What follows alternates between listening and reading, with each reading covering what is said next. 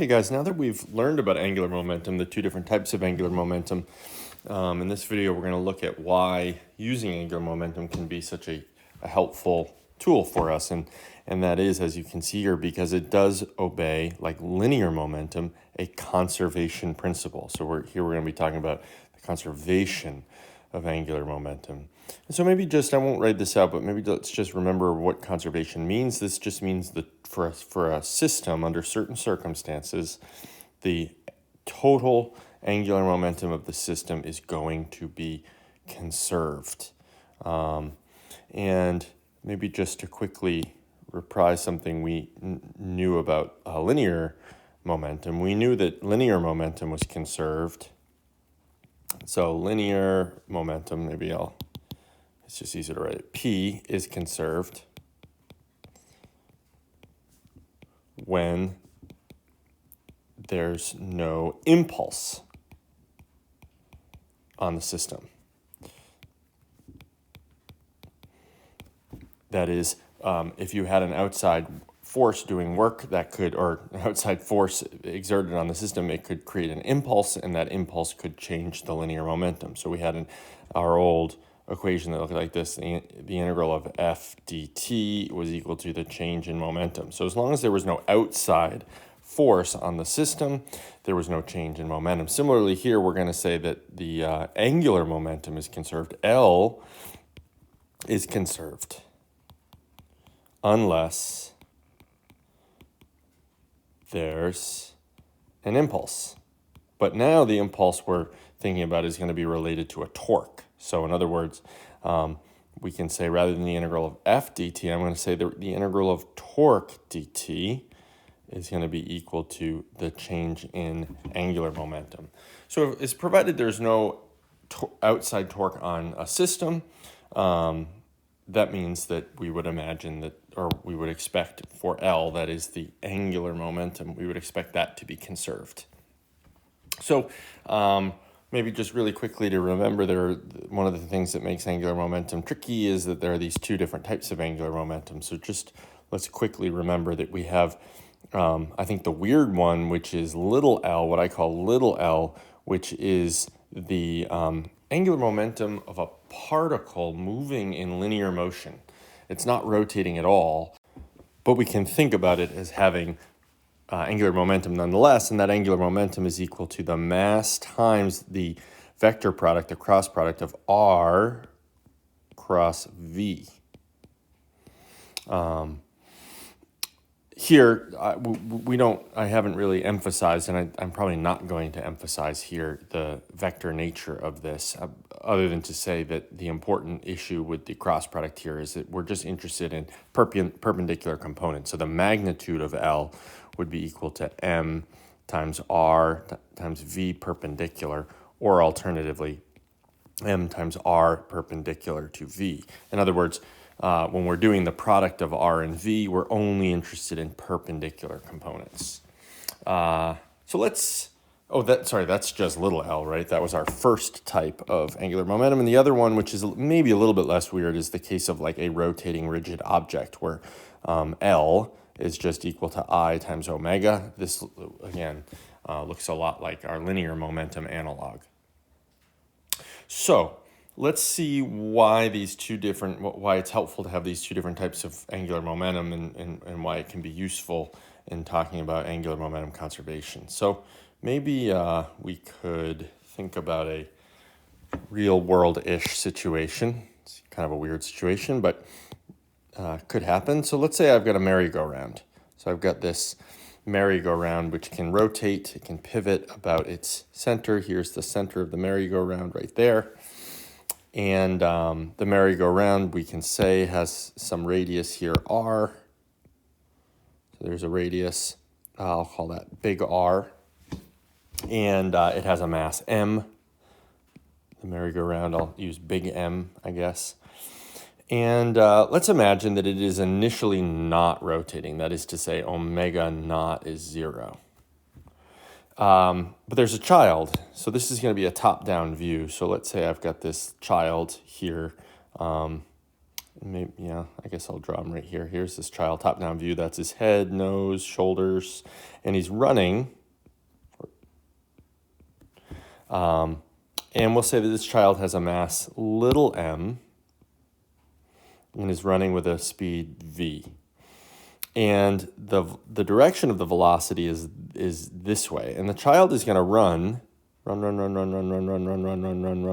then jump onto the merry-go-round right here. So the child is running.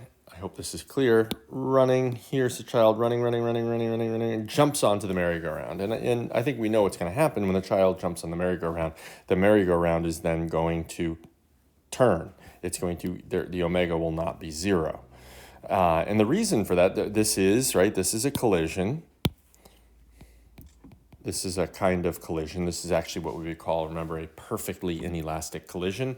The two objects are separate initially, and then they become a single object. So this is a collision. Energy will not be conserved. So energy is not conserved, but momentum will be, because it's a collision. However, so let me write this out. Energy is not conserved, but momentum is conserved.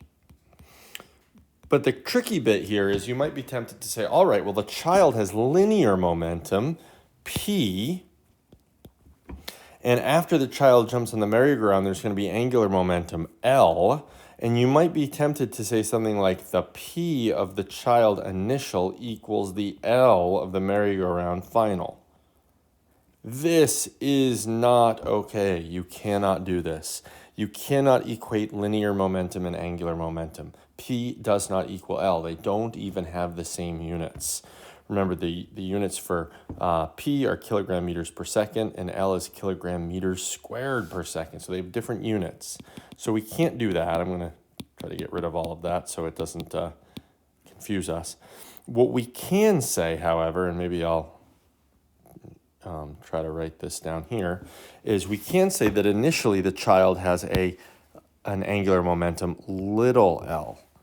Because the child is a particle moving in a straight line, it has angular momentum little l. And then after the child jumps on the merry-go-round and becomes part of the merry-go-round, then the merry-go-round and the child, one object, have big L.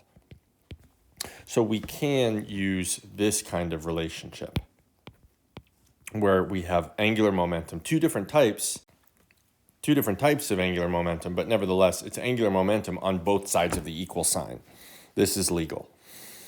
So now I'm going to go ahead and think about the left-hand side of the equation. That's R, or MRV.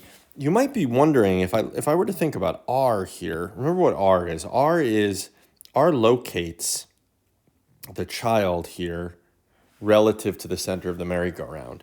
And one thing that you might be tripped up by is it looks like R is changing, and it is true, in fact, that this is the R vector. R is changing.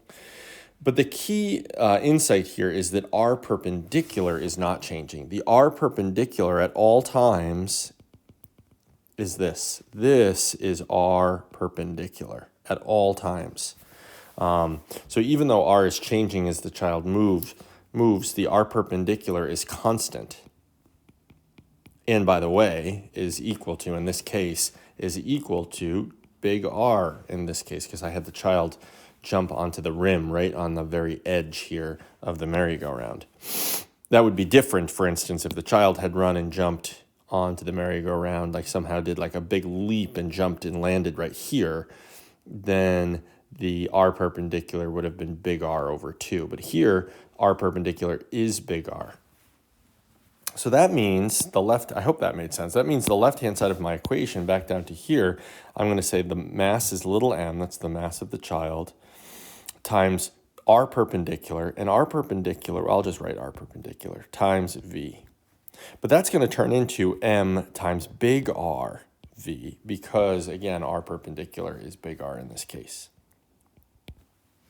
Now I want to evaluate, that's the left-hand side of the equation. Now I want to evaluate the right-hand side of the equation. So this is just going to be I omega. But we have to think a little bit about this I, because that I, the moment of inertia, is going to be the moment of inertia of the merry-go-round, which I'm going to imagine, by the way, I didn't say this, but I'm going to imagine that this is a solid disk. So I've got the merry-go-round, but I also have the child here, right? I've got this particle hanging out on the edge, on the rim of the merry-go-round. So that means my expression for I here, this I has to be the I of the disk plus the I of the child.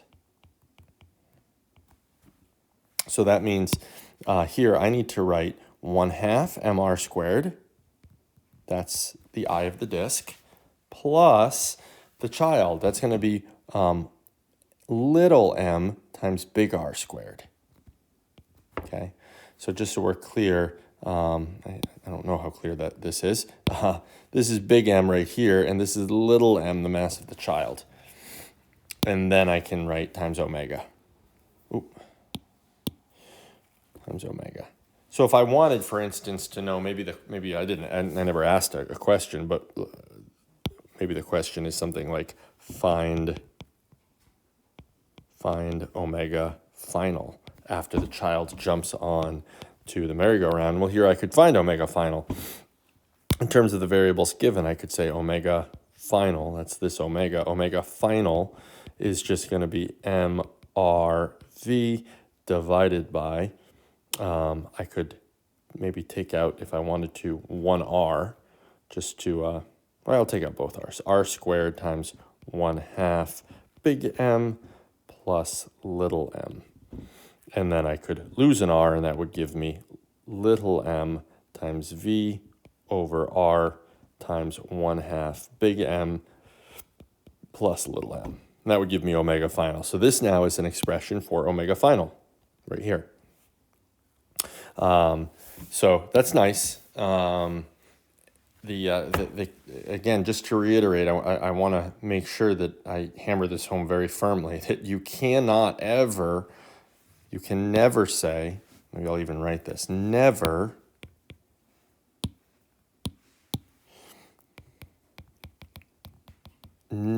set P equal to L. This is never okay. Because they have different dimensions. So we always have to use, if we're dealing with a rotational situation, even when we have particles in linear motion, we can't use P, we can't use linear momentum, we have to use the angular momentum L. So instead we say little l equals L. All right, I hope that made some sense. You'll have plenty of opportunity to practice this on problem sets.